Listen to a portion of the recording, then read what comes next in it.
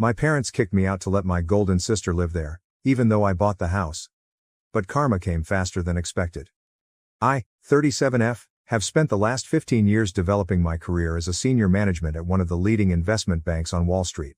This narrative focuses on my complex connection with my sister Emily, 47F, my parents, both in their late 70s, and a house I recently bought for them that has become the focal point of constant family strife. I have to take you back to the beginning to see how we got here.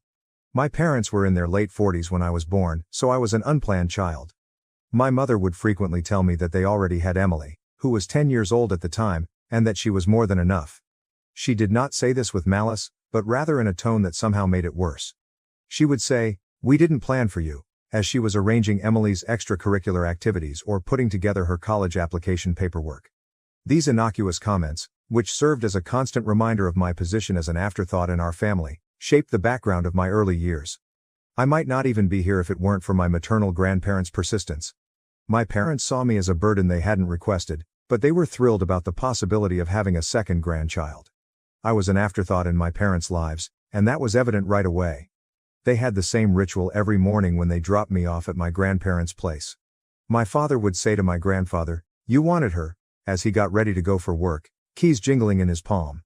"She's all yours." My grandparents' house turned into my true home, a haven where I felt genuinely loved and wanted. They made sure I was fed and taken care of, picked me up from school, helped me with my homework, and took me to the park. I would spend hours learning about numbers and problem solving from my grandfather, a retired math professor. He'd say, "Numbers never lie." These lessons will subsequently influence my professional choices in ways I could not have predicted at the time, such as they tell stories more honest than people do. At their kitchen table, my grandma would assist me with my schoolwork every afternoon, ensuring that I fully grasped each idea. Her patience appeared limitless. She had taught high school before retiring. She would add, "Knowledge is the one thing nobody can take away from you," in a forceful yet kind manner. She also taught me to cook as a means of expressing my creativity and love, rather than as a chore. These times spent in their kitchen, reviewing my school day and learning how to measure materials exactly, turned into some of my most cherished recollections. My parents, who were generally exhausted and a little irritated at having to make the trip, would only arrive to pick me up late at night. "Madison," my grandmother would say as she bid me farewell every night, "you're the best thing that ever happened to us." I could almost forget that I wasn't wanted anywhere else while I was in her loving embrace. They became my emotional rock, giving me the stability and affection that were conspicuously lacking at home. My grandfather would often add, "Remember, sometimes the best things in life aren't planned." I learned to live as an afterthought in my own home as Emily got ready for her promising future. My sister just pretended that I didn't exist. She wasn't nasty or harsh. She would be lying on the couch, talking on the phone about mails and college applications, totally unaware of me, while I played with my dolls in the corner of our shared living room. The difference between how my parents treated Emily and me was clear and consistent. I would hear my mother's proud voice as she talked about Emily's achievements with family or friends. Emily got straight A's again. Emily made the debate team. Or, Emily got accepted to her dream college. They went to all of her school functions, scientific fairs, and debating contests. They consistently cited, "We're too tired," "We have to work," or, "You understand, don't you?" as excuses for their glaring absence from my events. My grandparents took on the role of my cheerleaders, attending every school function with joy and true pride on their faces. I hoped that things at home would change when Emily went off to college. I was the daughter who stayed, and perhaps my parents would see me at last. I was completely mistaken. I went from being invisible to being the housekeeper at the age of 14. My mother would call out to me, "Madison," before I could even put my backpack down after school. "The house needs cleaning. Start with the bathrooms." Emily's chores were taken up by me, along with a number of additional duties. I got to know the washing machine's settings and peculiarities by heart, and it became my daily companion. Cleaning, cooking, and keeping a home for parents who hardly acknowledged my existence seemed like a continuous loop of housework. My father would remark, "You live here. You need to contribute," if I hesitated in the least. "Your sister always did her part." My career progressed from cleaning to cooking by the time I was 14. The shift wasn't gradual. My mother just quit preparing dinner one day. One morning she declared, "You're old enough now. We expect dinner ready when we get home from work." I maintained a stellar academic standing in spite of the taxing domestic responsibilities. My teachers encouraged me to compete in a variety of academic events after noticing my ability for economics and mathematics. In order to help me get ready, my grandfather would dedicate extra time to teaching me complex ideas that were way above my grade level. He would exclaim, "You have a gift with numbers," with pride shining in his eyes. "Don't let anyone tell you otherwise." Dreaming about college was the only way I could get away. I would go to my room every night after doing the dishes and go through university websites. I would see myself traversing several campuses, distant from the never-ending tasks and chilly quiets. I was rewarded for my diligence in school. Despite my household responsibilities, I maintained straight A's, and at the age of 16, I received acceptance letters from a number of prestigious colleges, including some renowned for their top-notch finance programs. Emily's engagement followed. One Sunday afternoon, she bounded in the front door, pulling a tall, smartly dressed man along with her. She let out a squeal. "Mom, Dad. This is James, we're getting married." You would believe that someone had just declared their lottery victory. With my mother sobbing with happiness and my father already taking out his phone to call family, my parents literally sprung from their seats. "We'll cover everything," my mother exclaimed as she gave Emily a hug. "Our first daughter's wedding has to be perfect." For months, our home was occupied with wedding preparations. Every discussion centered on guest lists, venues, and flowers. With expensive outfits, high-end vendors, and everything at the top end, money appeared to flow like water. Despite attending the wedding, my grandparents didn't appear to enjoy the extravagant decor. My grandfather merely shook his head at the champagne fountain, and I saw my grandma scowl at a sculpture that most likely cost more than a semester's tuition at college. However, they likely already knew what was going to happen, so they kept their opinions to themselves. I gave my parents the wonderful news while sitting at our dinner table with 3 envelopes spread out in front of me on the day I received my acceptance letters. My heart was pounding. "That's nice," my mother murmured, without raising her gaze from her meal. "But we can't pay for it. We spent all our savings on your sister's wedding. Even took out a loan for it. There's nothing left for college." I stumbled and said, "But you paid for Emily's college." Scarcely raising my voice above a whisper. "That was different," my mother said in a condescending tone. "We saw potential in her." The ensuing hush was deafening. "You should get a job, save up some money, and take out student loans. That's what responsible adults do," my father said in between sentences. I had never before dared to leave the table without being excused. Grabbing my phone with trembling hands, I dialed my grandmother. In a matter of minutes, I was crying as I entered their well-known front door. As he heard my narrative, my grandfather's expression hardened, but I could not quite read the sparkle in his eyes. They exchanged a knowing glance after I had told them everything. My grandfather took my hand and said, "Madison, we've been saving for your education since the day you were born, so we've been expecting something like this." He returned with a folder after walking to his study. Bank statements demonstrating years of meticulous saving were found inside. "You can choose any of those universities. We've got you covered." I moved in with my grandparents that evening after packing my necessities. When I told my folks I was going, they were downstairs watching TV and hardly looked up. My mother said, "Whatever you think is best," while keeping her gaze fixed on the TV. Did I hear the relief in her voice? The years that followed were revolutionary. I decided to enroll in one of the best business schools to study financial analysis. My passion in doing things correctly was maybe prompted by witnessing my parents' poor financial management. My zeal and innate financial skills were noted by my lecturers. Before long, I was staying after class to talk about difficult financial ideas. Someone other than my grandparents saw possibility in me for the first time in my life, real potential. I obtained esteemed internships at significant financial institutions during my time in college. Every summer presented fresh possibilities as well as difficulties. Senior managers were impressed by my analytical abilities and meticulousness. During my performance review at Morgan Stanley, my supervisor said, "You've got a natural instinct for this. We'd love to have you back next summer." With the exception of calls with my grandparents, I kept my head down and concentrated on my schoolwork, hardly thinking about my family. I was hired by one of the city's leading financial firms after I graduated. I never would have imagined earning the starter pay. I located a small, clean, and secure one-bedroom apartment. I was thankful every morning that I didn't have to make breakfast for anyone but myself. As I poured myself into every new challenge, my career took off, and I received bonuses and promotions that I could never have dreamed of when I was younger.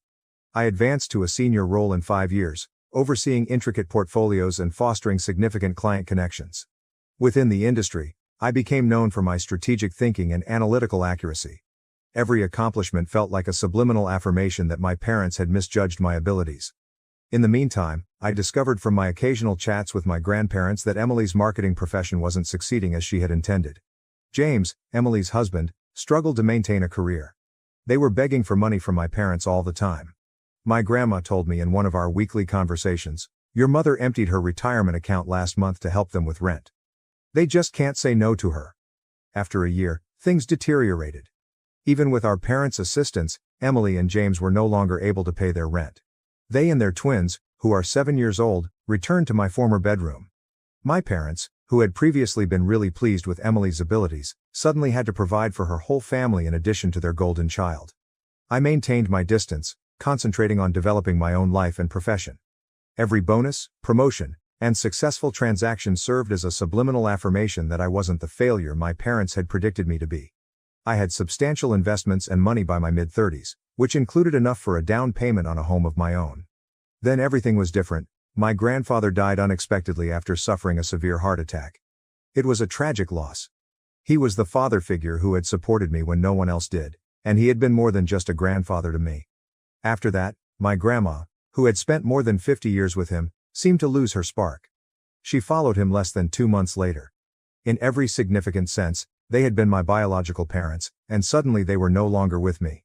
Behind me at the funeral home, I heard my mother's voice while I was setting up my grandmother's funeral. "Madison, do you want some help with the arrangements?" She was standing there when I turned around, looking older and more worn out than I had remembered.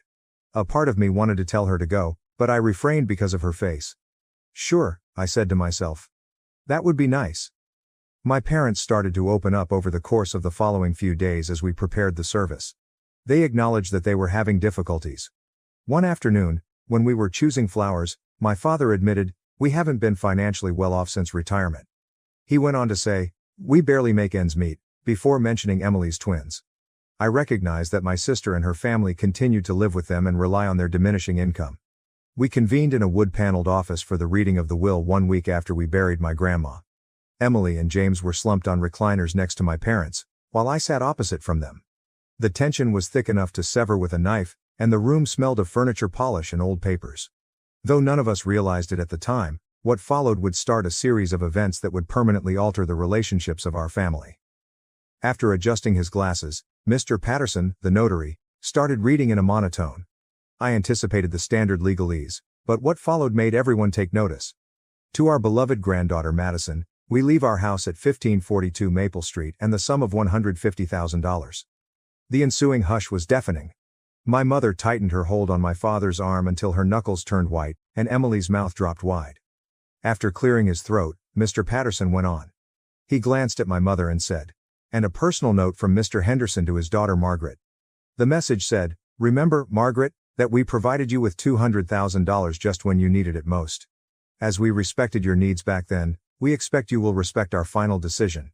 My mother's cheeks turned pale after flushing red. Emily and James looked at each other anxiously, while my father gazed at the floor. In the parking lot, my parents came up to me when the notary had finished and collected his paperwork. Something desperate had taken the place of the calm manner they had displayed during the funeral preparations.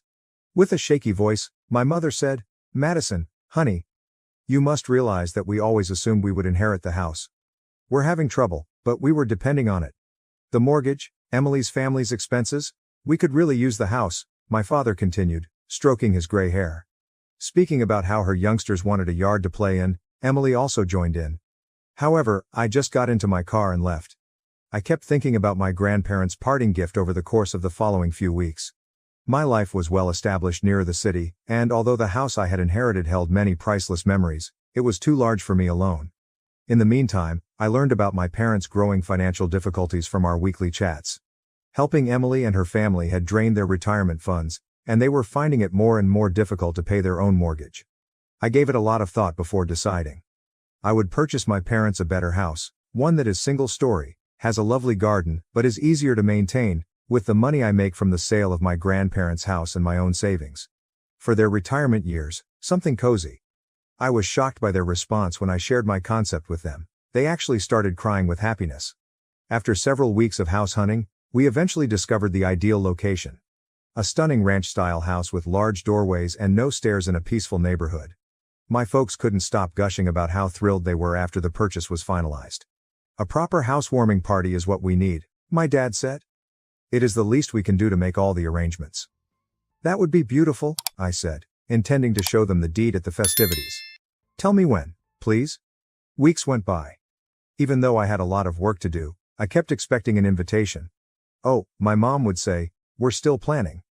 You are aware that these tasks require time. My father would also say, we want it to be perfect. We'll notify you shortly. I was annoyed by their evasive answers for some reason. One evening, I was putting Emily's name into Facebook following another evasive phone call from my mother. We weren't connected on any social media, and I hadn't seen her page in years. Just hours ago, it was posted, I can't wait for this Saturday's housewarming party for Mom and Dad. I can't wait to celebrate with everyone in this beautiful residence. Numerous friends and family members confirmed their attendance and scores of comments on the page. Pictures showed caterers being hired and decorations being set up. This was hardly an impromptu get-together. Weeks had been spent organizing it. I called my mother with a little trembling fingers. Hello, Mom. I wanted to inquire further about the housewarming party. Do you have a date in mind yet? Oh, honey, not just yet, she said with ease. Most likely in a few weeks, the specifics are still being worked out. Everyone except me, apparently. I had to make a choice as that Saturday drew near. Shall I go up to them? Do I have to let it go? How could they keep me out of the festivities after everything that had transpired, after I had purchased them this house? I would eventually find out, but not in the manner I had anticipated. I parked a block from the house I had purchased for my parents on Saturday. I could see dozens of people mingling through the windows, including Emily's social circle, friends, and relatives. My father offered tours of the house I bought, while my mother, dressed in her special occasion pearls, welcomed guests at the entrance. Twinkling lights and welcome banners adorned the mansion. Laughter and music poured out onto the street. It was obvious that they had spent weeks organizing this housewarming celebration, to which I was not invited. For a while, I sat in my car and watched Emily's twins chase each other past crowds of grown-ups who were ogling them. I could see moving boxes with Emily's handwriting on them stacked in the corner through the wide bay window. The process of relocating her family's possessions had already begun. I inhaled deeply before sneaking in through the side door. The aroma of flowers and catered cuisine filled the house. I heard my father speaking to a gathering of people in the living room when I followed his voice.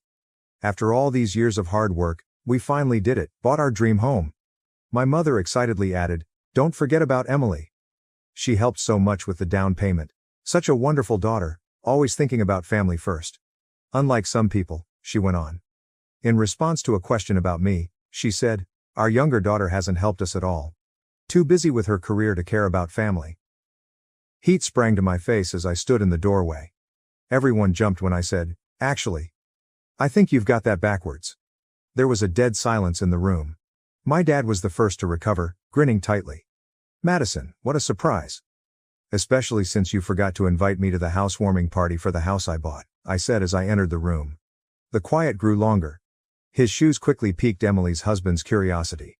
Inquiring as to why everyone appeared so distressed, one of the twins pulled at Emily's sleeve. You bought it, yes, but it's ours now? You can't expect eternal gratitude, my mother said with a hint of abrasiveness. With the heads nodding around him, my father added, that's right, gaining confidence. And frankly, you're not welcome here. This is a family gathering. And Emily and her family will be living here too, my mom said. They've already sold their house, it's all arranged. The twins need a stable home. I extracted a folder from within my bag. I remarked, you seem to be confused about something, and held out the ownership and deed documents. This house belongs to me. I never signed it over to you. The color of my mother's face changed from pale to ashen. My father began to ramble on about his responsibilities to his family. Emily's self-assured grin broke when she became aware that her preparations were failing. Despite my shaking palms, I continued. I was planning to give it to you tonight, maintaining a firm voice. I thought this could be a fresh start for all of us. Instead, you've shown me nothing has changed. When my mother said, you can't do this, her voice became a screech. We're your parents. No, I said softly. You're just the people who gave birth to me. My real parents, my grandparents, taught me that family means more than blood. They also taught me about finances, which is why I own this house and you don't. I turned to speak to the astonished visitors. I'm sorry, but this party is over. This is my house, and I'm asking everyone to leave. My parents, Emily, James, the twins, and all of their guests departed in tears. From the porch, I observed them driving off one by one until the street was deserted. In the yard, the ornamental lights continued to sparkle mockingly. Inside, half-empty drinks and discarded food plates covered every surface. The house, which was supposed to be my gift of reconciliation, ended up being the last straw in our relationship. A few weeks later, I found out that they had purchased an apartment using the proceeds from the sale of their previous home. 3 generations crowded into a 2-person apartment when Emily, James, and the twins moved in with them.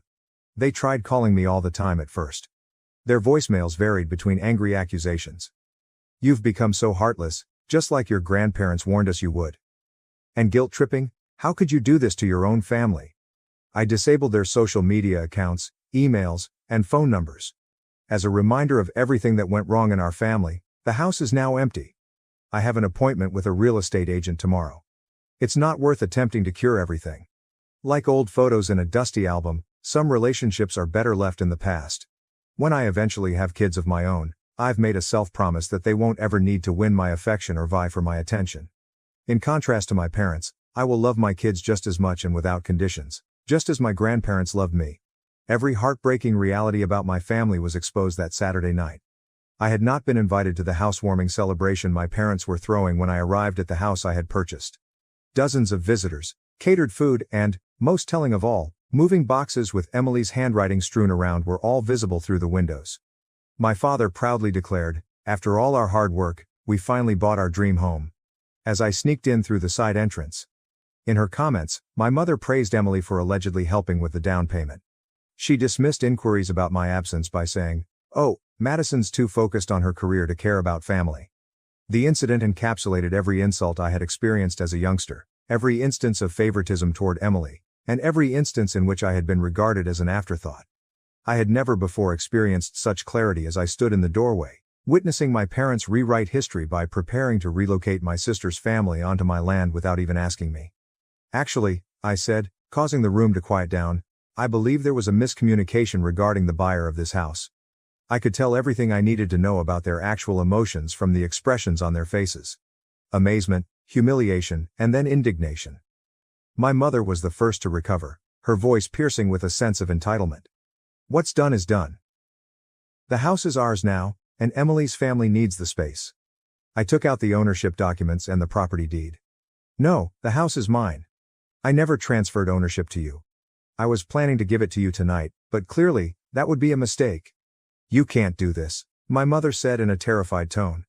"We're your parents, we have rights." "The only rights you have," I said quietly, "are the ones I choose to give you.